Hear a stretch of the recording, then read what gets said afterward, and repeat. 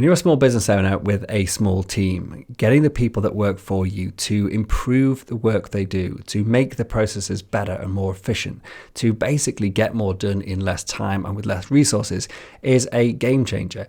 It means that it's not you, the business owner or the manager, that has to do all the thinking and the creativity and all the systems improvement basically. But how do we do that? How do we create a culture of continual improvement? Well, in today's episode, I want to talk about a great example of how this has worked in our business. Something I'm celebrating today of one of my staff coming to me with a great idea to improve the work they did before they handed it over to someone else to do. I want to explain all the things I've put in place to make this happen. So hopefully you can adapt the same mechanisms in your business to help improve the way things work. So the question is this: how do entrepreneurs like us, who don't have an endless supply of cash, how do we leverage the best apps, virtual assistants, automation tools and systems to scale our businesses, increase our profits and have more time to do what we love to do each day? That is the question, and this podcast will give you the answer. My name's Dr. Steve Day and this is Systemize Your Success. So today I have good reasons for celebration, and that is because one of my staff members came to me with a fully developed process improvement. She'd done all the research, she had a plan, she was ready to take the next step and literally just presented the idea to me. This meant that within 5 minutes and me saying, sounds like a great idea, go for it, we're now going to improve that process. It didn't require any brain power from me. It didn't require me to lie in bed at night thinking about this. It didn't require me to put the time and effort to do the research. It basically meant that for free, in effect, I have now got my business process improved.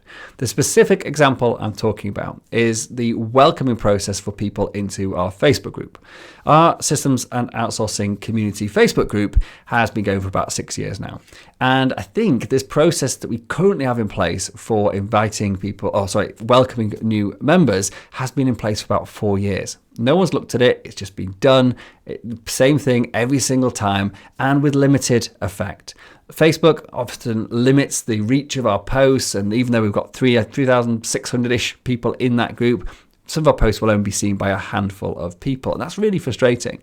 And one of the problems is, unless we change the way things we do, the way we following the current algorithms and understanding how they work, then it means things can get, in this case, a bit tired and not actually get the effect that we want them to. And so the fact this person had gone out of a way to realize this could do with a bit of a refresh, and then gone and figured out how this could possibly be done, and then presented me with a solution is absolutely awesome. It doesn't matter what the process was. It's just the fact this person independently come up with this idea and is ready to actually take the next action to put it into place. It's just brilliant as far as I'm concerned. And as a small business owner, it's absolutely game changing. When your staff do this on a consistent basis, it means that your processes, your systems, the way you work is constantly being improved and tweaked without you having to actually put any of your own time or effort into it. And so let me break down how this has happened. How did we get to this point where the staff member has come up with a fully developed idea, presented it to me, and then is moving forward? And I should probably add, this staff member has struggled with confidence over the years in thinking or believing that she has good ideas, in having the confidence to present them, in having the confidence to come up with a solution without asking a ton of questions along the way. So for her to do this as well, it was a massive reason for celebration as far as I'm concerned. And I think, and I believe, a lot of this, the testament to how well we've structured our culture of continual improvement within our business. And there's a few elements, 5 elements in fact, that I want to go through to help you to hopefully achieve something similar in your business. So first off, I want to talk about values. I want to talk about the tools we use. I want to talk about the knowledge. I want to talk about the opportunity and the confidence. So let's start with the values factor. So values are an important part of every business. We all have them, whether we've documented them or not. But I believe that if you hire and fire and promote and do everything around values with your employees, you build a team of people who are connected, who understand each other, even if they are of different personality types, so introverts and extroverts and all the rest of it. But if they have the same value set, it means there's something that sort of binds us together. And one of our core values is systems improvement. That is that we believe in improving the systems that we work in, improving the way we work, and it's something that we aspire to do on a daily basis.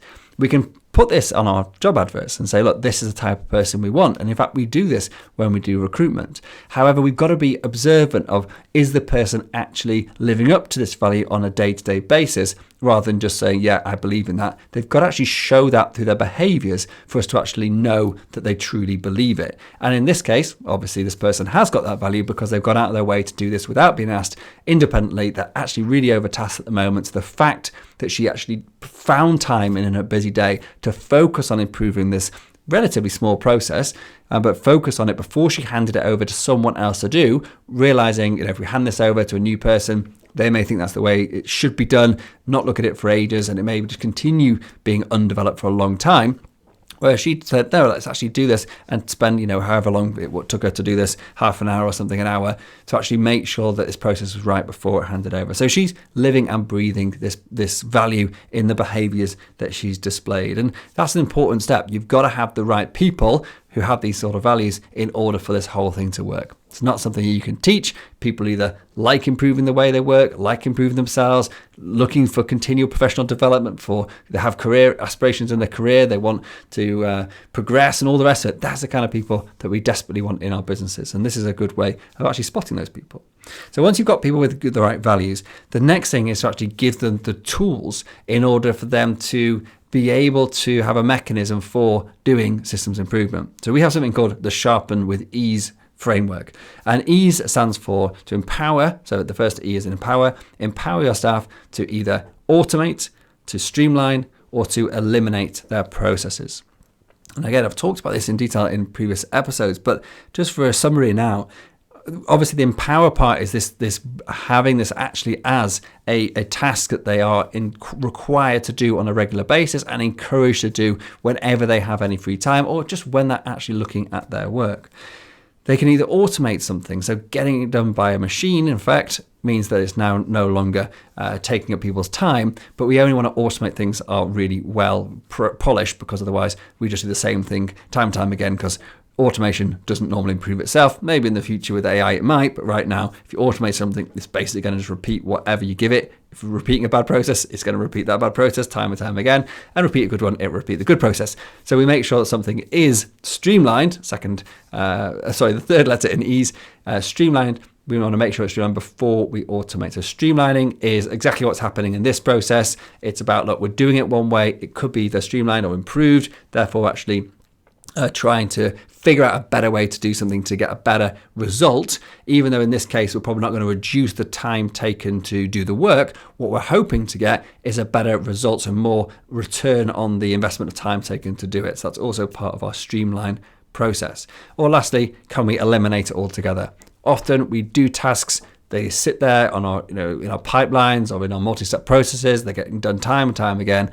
And it actually takes a brave person to say, you know what? Why do we do this? Do we even need to do it? Could we just eliminate it and it have no detrimental effect on, the system as a whole? In which case, that's a great result, because not doing something is obviously a good time saver.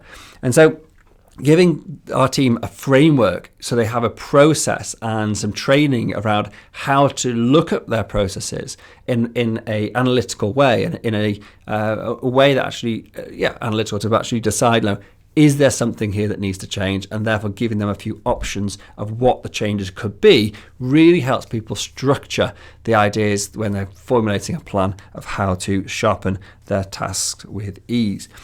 We also have something called the task board management system. So everything we do in our work, both my staff, from our staff, is all on their task board, or their unified task matrix, as we call it.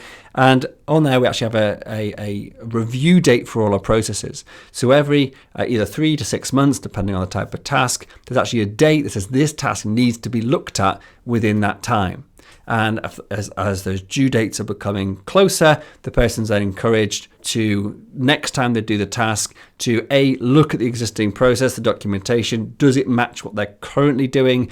If not, make sure they update it. And actually at that time as well, just have a think, could there be anything that could be improved based on that person's experience and knowledge from the last time they looked at it? Actually, there may be some steps that could be improved a little bit more. So these tools give people a cadence to do their reviews, but also a structure in how to actually look at processes with a view to improving them, either to automate them, to streamline them, or to eliminate them.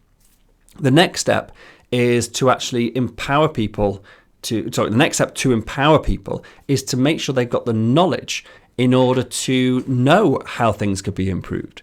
If you never allow people to sort of look above their day-to-day tasks and actually gain new knowledge, that they're going to struggle unless they had pre-existing knowledge before they started with you.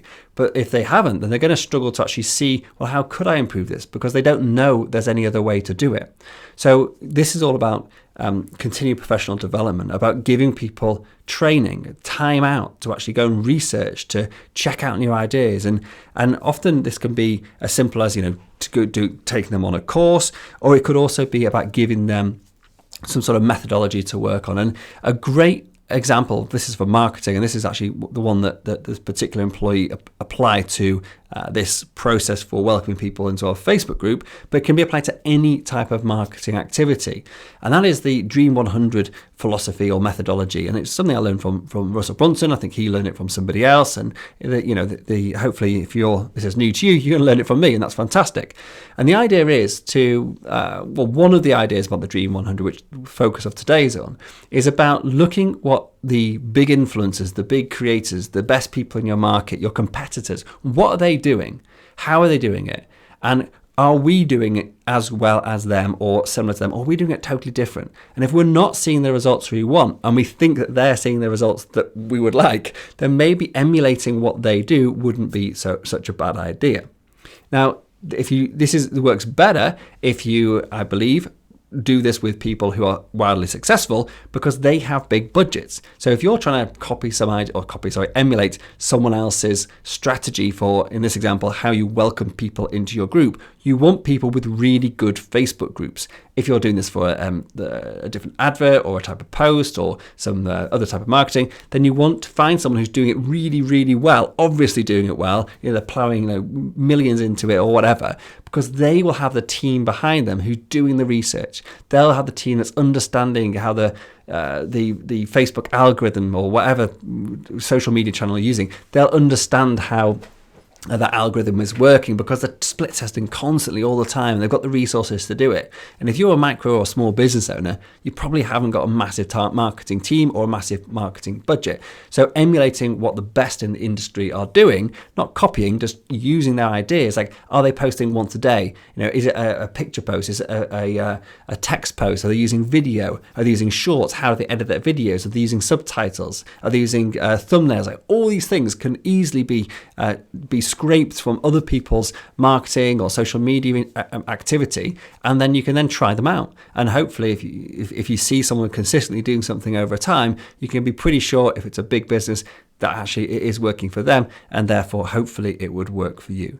So this is just one example of how I've trained this person to think differently, to not even need to become a master marketeer, but just to be able to actually understand that if you emulate what the best people do, then there's a good chance it will actually work better for us than what maybe we're currently doing. But other cases, it could be, you've got somebody who manages your Google Workspace, for example, getting them to just, do it here and then, or can you figure out how to set up a user? Can you do this? That's great. But maybe to say, hey, how do you fancy getting certified as a Google Workspace admin? I'm not sure what that name is, but, it's for your continual professional development. So you get something on your CV, and actually I think Google courses are free, but it doesn't matter if you pay for it or not. It's not the point. But the point is that they get something on their CV, and then they can then come up with ideas of how your admin can be improved because they now know stuff that they didn't know before. And that can be applied to anything in business. I'm just giving you a couple of examples. So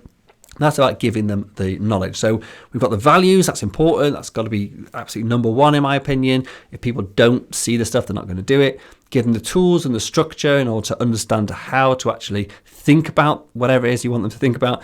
In this case, the process improvement. And then how do they actually acquire the knowledge to apply back? I'll give you another example. We have a our podcast that you're listening to right now. And this, we have an agency who we work with, and we have a quarterly podcast mastermind that they run. And I get my podcast manager to go to that mastermind to find out the latest ideas about things we could be trying out and to seeing if we can improve the reach of our podcast. And they then come back with a plan of implementing them. Another great example of somebody going away, 4 hours, I think it is. They go through that, they create some notes, create some plan, and then come back. It's a small cost to me, but it's a big benefit if we actually just get one or two great ideas that actually improve the listenership of our podcasts. And again, without me having to do anything except for give the go ahead for that person to go away and do it. And either just encourage them to actually implement stuff, or just say, look, just crack on. Look, you learn this stuff on by an expert, just do it and see if it works. And that's the next step in this process, is getting this person to try out ideas and split test them without actually having without having any input from their manager or yourself. And that split testing is the other really important part of the knowledge. If you are talking about marketing, actually most things, is if it's sales, if it's marketing, if it's how we do things in the business, if the number of errors we make, we can split test pretty much anything. You can say, look, this is what the status quo is now. This is the result we're getting right now. This is the idea, the new idea. Let's just measure if there is an improvement, whether it's in the time taken to do a task, if it's the results we get, the accuracy, the number of sales, the number of clicks, whatever you are measuring, just measure it. So the knowledge needs to be, what are the ideas of what could be implemented, but also how do we know if those ideas are actually working for us? So split testing, pretty much for every type of process improvement you make, is essential. Measure what we do now, measure what we do in the future, see which one's better, and then stick with the one which is definitely have an improvement. So that's knowledge. The next thing is opportunity. The person has to have the time and the capacity in order to be able to apply their knowledge and also the tools to the process improvement process. If you just have someone who's overtasked, who's working, they're scheduled for 40 hours, they're currently doing 50 hours, and then you get frustrated because they're not improving any processes, you only got yourself to blame.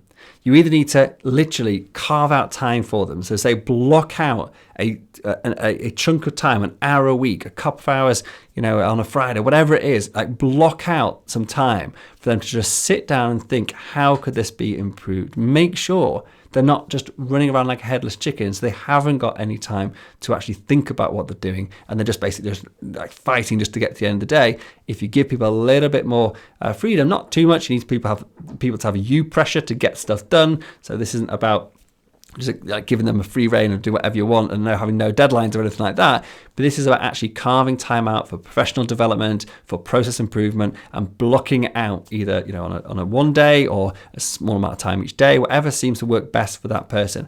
I suggest blocking out a chunk of time once a week, typically at a time where they are of high energy, so their brain's working. It's not after lunch. So think about the when they're going to be at their best in order to be able to think the best about the process improvement, because it is something that does, I believe, take a bit of thought to be able to do it. So making sure they've got the opportunity or the capacity to do it is key. That's number 4. And number 5 is the confidence. And this is where you as the manager or the business owner play the biggest part. You see, as managers, we have the ability to encourage people to behave in a certain way or discourage them. And we often do it without even noticing or knowing or realizing we're doing it. So one example is if someone comes up with an idea and you immediately just knock it back and say, nah, it's never going to work. Or they try something out and it doesn't really go to plan and you're anything but excited about the fact they've wasted resources. These types of very natural behavior can actually be hugely detrimental to generating a culture of continual improvement. Because if people are fearful of making mistakes, of what your reaction may be if things don't go 100% to plan, if they are scared of that in any way, it will hold them back from having a go.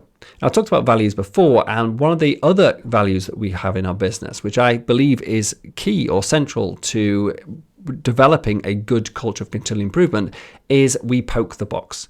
The poke the box expression comes from a book by Seth Godin, and I encourage you to read that book if you haven't yet, and actually get your staff to read it as well. It's a brilliant little book, but it gives people lots of different examples of how poking the box has changed the world, has improved things, has let people get ahead in life, in business, in employment, whatever it is that they're trying to get better in.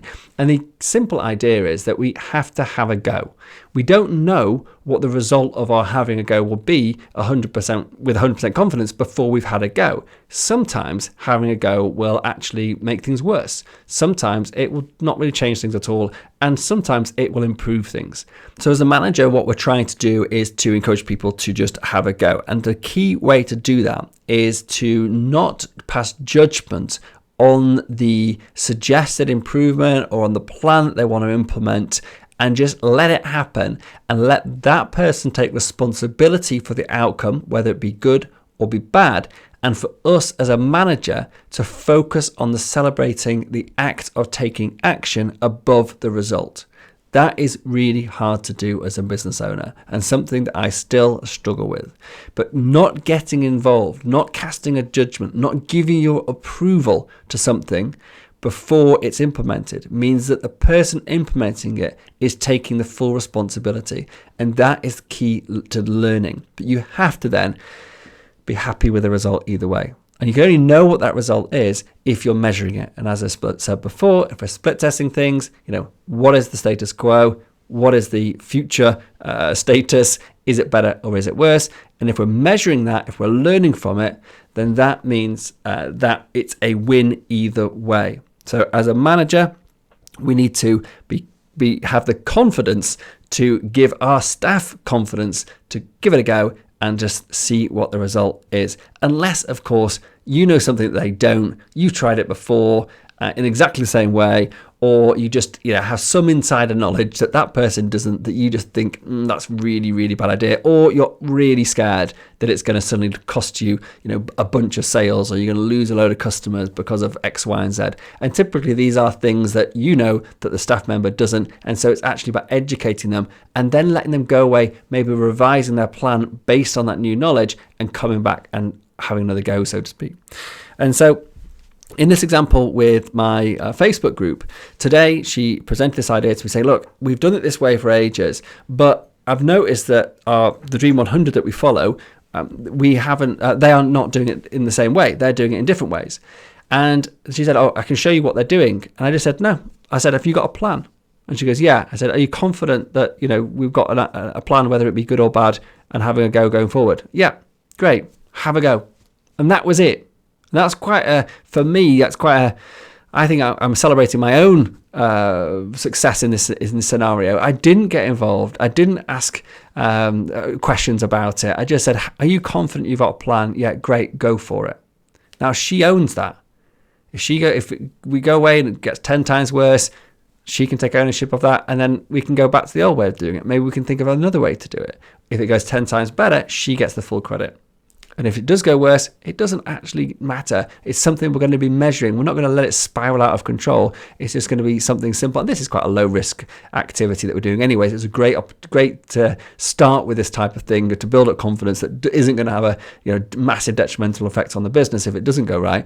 So it's a good example of something we can start with. And she did ask my opinion on something. She said, look, should we do it with an image or not? And I said, well, what are the Dream 100 doing?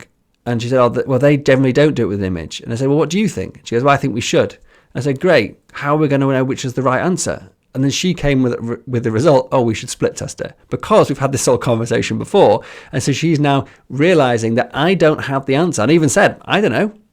I've got as good a guess as you. You've probably got a more better idea than I have. So why ask me?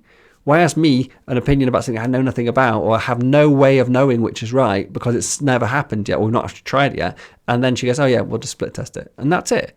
And so now she's got the complete ownership of this. So she's been encouraged, she's got the confidence, hopefully, to do this time and time again. And as the manager, my job is, whatever the result is, to be massively encouraging, to celebrate the act of trying. And I was so happy about this. I actually brought it up in our company meeting, which happened immediately after the one-to-one, and actually shared how, I guess, proud I was of this person who'd come from being a very person who wasn't particularly confident, who wasn't the most forthcoming with ideas, to someone who now regularly improves our processes and does so with real thought, and often makes huge improvements to the way we work, all because I believe we've employed these 5 key elements to building a culture of continual improvement.